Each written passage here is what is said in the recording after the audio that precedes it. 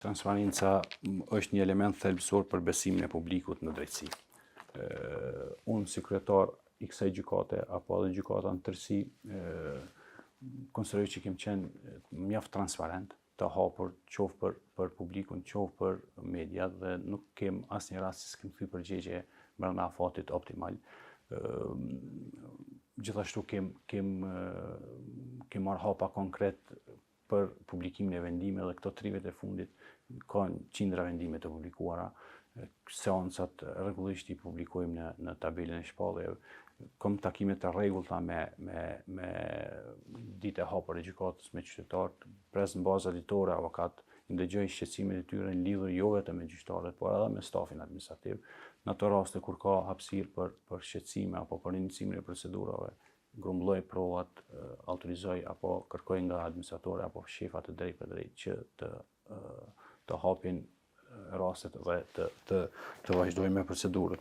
Dhe mendoj që transparenca parakush për besimin në drejtësi dhe besimi i qytetarëve në sistemin e drejtësisë ndërtohet përmes transparencës. Definitivisht përmes transparencës, dhe nëse jemi transparent dhe konsideroj që nuk kemi çka të mshefëm në punën tonë, qoftë përsërisë edhe qoftë publikimin e seancave apo edhe publikimin e vendimeve gjyqësore apo edhe përgjigjet përderisa ato kërkesa janë bazuara në ligj, edhe nuk cenojmë pavarësinë e procesit gjyqësor. Kryetar, po kalojmë te disa prej lëndë që janë të njohura në publik, që ka interes të madh publik për to, e që janë lëndët e korrupsionit. Sa lëndë të natyrës korruptive janë në proces në gjykatën themelore në Gjilan dhe si trajtohen ato?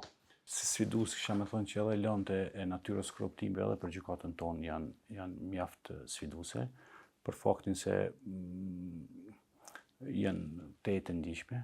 Përveç tyre kem prova të shumta në ato raste, kemi raste ku janë shumë të akuzuar dhe në punën tonë të përditshme paraqesin sfidë.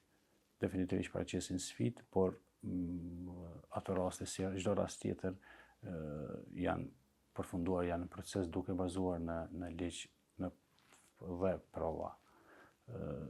Sa raste të tilla i ka gjykata themelore në Gjilan? Nuk jam i sigurt me raste, por nuk jem shumë të ngarkuar, edhe ato të cilat janë raste janë pothuajse të gjitha në punë, nuk kem asnjë pasaktu, por me numër konkret nuk i di, nuk kam statistikë. A ka probleme në politikën dëshkimore te këto raste të korrupsionit në të cilat krejt gjyqtarët kanë probleme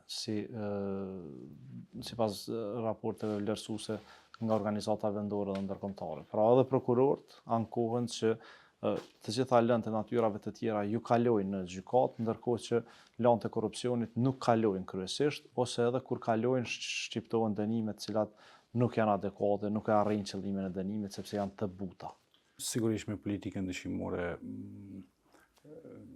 kem probleme jo vetëm të lëndët e korrupsionit, por edhe të lëndët të tjera.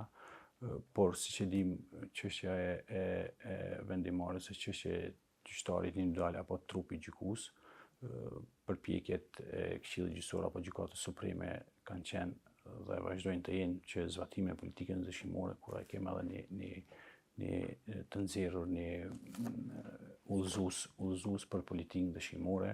Unë personalisht si kryetar disa herë kam trajtuar atë udhëzues nëpër kolegjiume, kem diskutuar për lidhur me udhëzuesin dhe shpresojmë që këto probleme të mos jenë.